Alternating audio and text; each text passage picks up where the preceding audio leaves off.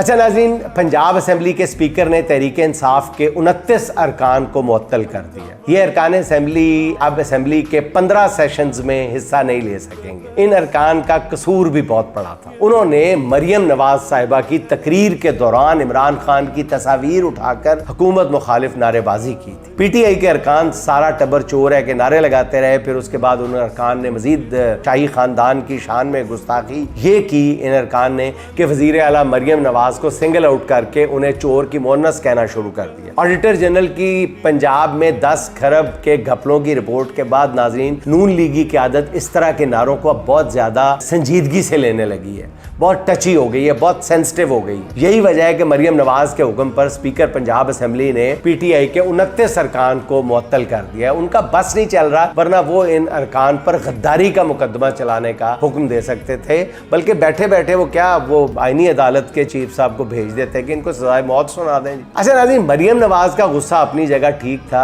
वो क्योंकि 1 साल बाद असेंबली में गालिबन आई थी और उनके दिल में कई अरमान थे कि पूरा हाउस उठकर उनके लिए दीदा दिल फर्श राह करता, मगर यहाँ वो पहुंची तो तज़हीक आमेज़ नारे लग गए। अब बेहतर यही है कि मरियम नवाज साहिबा असेंबली में आया ही ना करें। वो 1-2 बार और इजलास में आई तो फिर PTI की सारी पार्लिमानी पार्टी मुअत्तल हो जाएगी।